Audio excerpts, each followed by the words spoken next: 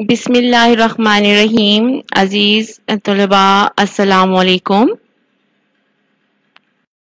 اللہ تعالیٰ سے قوی امید ہے کہ آپ اللہ تعالیٰ کے فضل و کرم سے خیر و عافیت سے ہوں گے۔ آج ہم جماعت 11ویں میں FA پارٹ 1 میں پڑھائے جانے والے اردو مضمون میں ہماری آنے والی پہلی غزل جو کہ میر تقی میر کا کلام ہے اس کو پڑھنے جا رہے ہیں۔ سب سے پہلے ہم میر تقی میر کا تعارف دیکھ لیتے ہیں۔ میر تقی میر کو خدائے سخن اور غم کا شاعر بھی کہا جاتا ہے، جو کہ آپ کے اردو درسی کتاب میں ان کا تعارف موجود ہے تو اس کو پڑھ لیتے ہیں۔ پیدائش ہے میر تقی میر کی 1721 اور وفات ہے ان کی 1810 عیسوی۔ میر تقی میر کی شاعری زندگی کے انقلابات کی ترجمان رہی ہے۔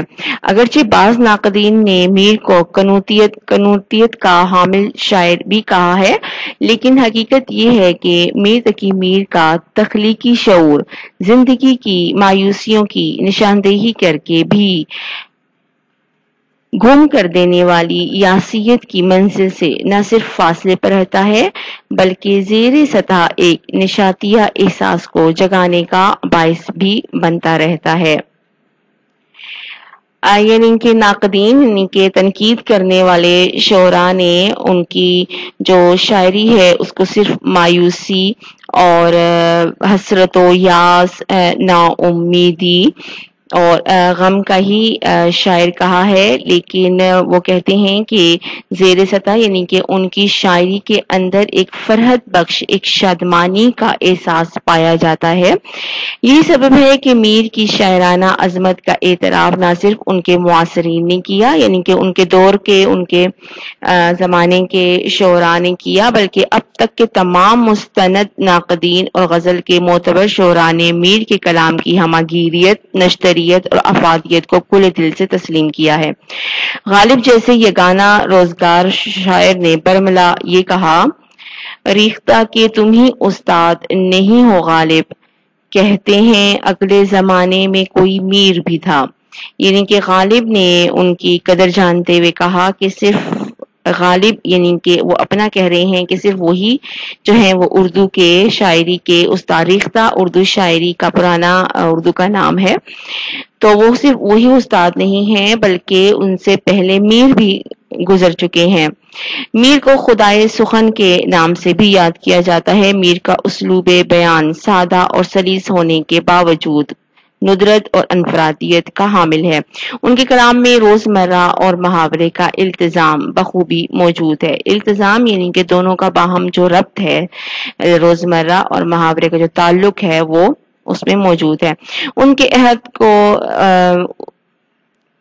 اردو شاعری کے زرعی عہد سے تعبیر کیا جاتا ہے، یعنی کہ سنہرے دور سے یاد کیا جاتا ہے۔ انہوں نے اردو ادب کو 6 ضخیم مجموعے ہائے کلام دیے۔ ضخیم بھاری بھرکم زیادہ جسامت والے یعنی کہ زیادہ موٹے جو ہیں جو مجموعے کلام ہیں وہ ان کے موجود ہیں اردو شاعری میں، جن کی قطروں کی مدوہ گزرنے کے ساتھ ساتھ بڑھتی چلی جا رہی ہے۔ گویا میر تقی میر کا یہ دعویٰ بالکل درست ثابت ہوا۔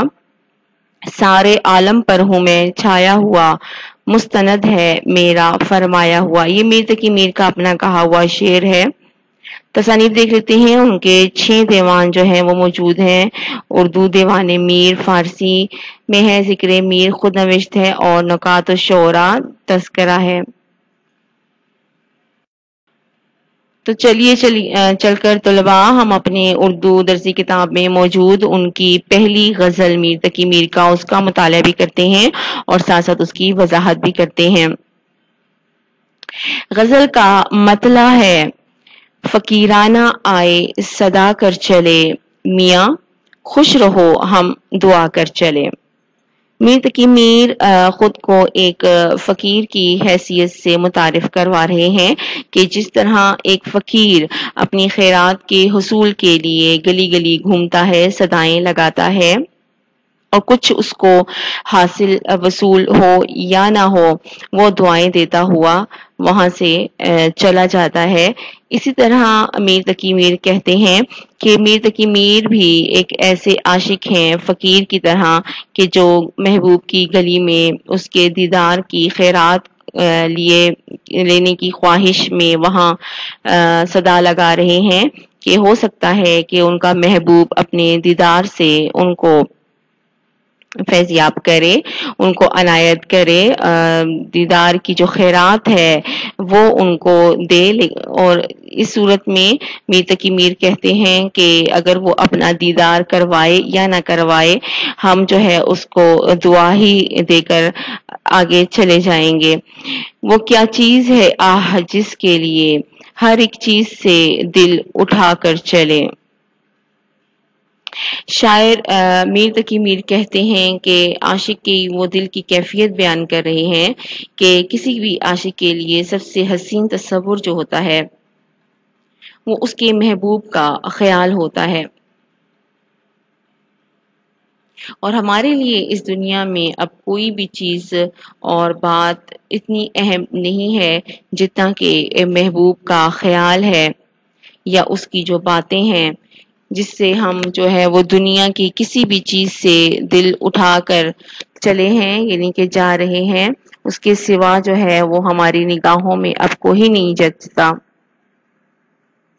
وہ کیا چیز ہے آہ جس کے لیے ہر ایک چیز سے دل اٹھا کر چلے کہ محبوب کی جو یاد ہے محبوب کا جو دیدار ہے وہ ایسا ہے کہ ہمیں دنیا کی ہر چیز سے بیگانہ کیے ہوئے ہے.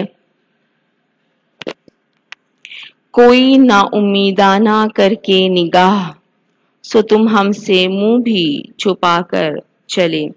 اس شعر میں میر تقی میر انسانی رویوں کی نقاب کشائی کرتے ہوئے کہتے ہیں کہ ہماری غربت اور قسم پرسی کی حالت کو دیکھتے ہوئے آج جب ہمارے محبوب نے ہماری طرف نگاہ کی ہے تو اس کی نگاہ میں ہمیں مایوسی کی جھلک دکھائی دی.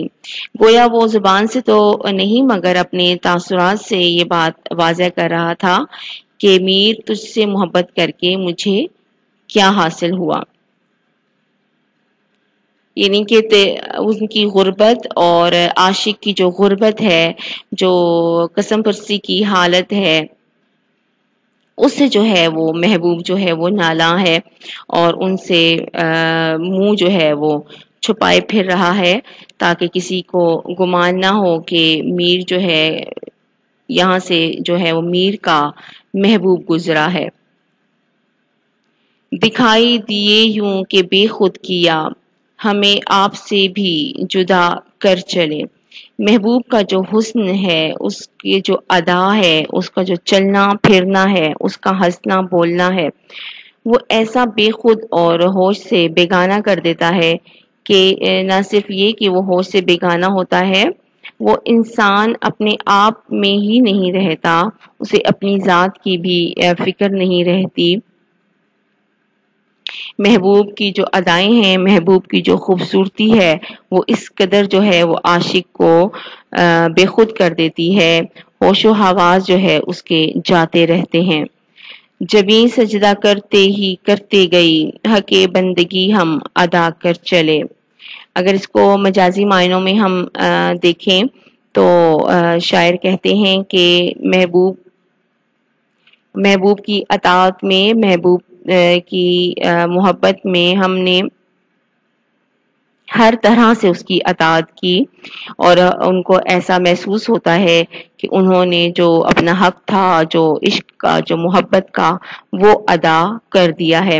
اگر ہم اس کو حقیقی معنوں میں دیکھتے ہیں تو اس سے ہم یہ مراد لیتے ہیں کہ اللہ تعالیٰ نے جتنی بھی بندے کے ذمے جو بھی احکامات اور دین اسلام کے متعلقہ جو اس کے اوپر جو ارکان لاگو کیے ہیں میر تقی میر کہتے ہیں کہ میں نے اپنی زندگی جو ہے وہ سجدے میں گزار دی. میں نے عبادات اپنی پوری کی تمام معاملات کو ادا کیا اور میں سمجھتا ہوں کہ میں نے جو بندگی کا حق تھا جو ایک بندے کا میرے ایک اللہ تعالیٰ کی جانب سے ایک بندگی کا مجھ پر جو حق تھا میں سمجھتا ہوں کہ وہ میں ادا کر چکا ہوں پرستش کی یہاں تک کہ اے بت تجھے نظر میں سبوں کی خدا کر چلے. پرستش یہاں پر پوجنے کو کہتے ہیں، عبادت کرنے کو کہتے ہیں. کہہ رہے ہیں کہ پرستش کی یہاں تک کہ اے بت تجھے، محبوب سے مخاطب ہے کہ محبوب کا جو رویہ ہے، محبوب کی جو عادتیں ہیں، محبوب کی جو خصلت ہے وہ ایسی ہے جیسے کہ ایک بت کی طرح، جو پتھر کا بت ہوتا ہے جس پر کسی کے جذبات کا، کسی کی بات کا، کسی کے آہو بکا کا یا فریاد کا اس پتھر پر کوئی اثر نہیں ہوتا. اسی طرح وہ محبوب سے تشبیہ دے رہے ہیں اس بت کو. کہتے ہیں کہ میں نے تیری اطاعت میں، میں نے تیری محبت میں یہاں تک حد کر دی کہ سب کی نظروں میں تجھے خدا بنا دیا. کہیں کیا جو پوچھے کوئی ہم سے میر، جہاں میں تم آئے تھے کیا کر چلے. یہاں پر انتہائی جو ہے وہ اپنی زندگی کی مایوس کن حالات کو بتاتے ہوئے کہتے ہیں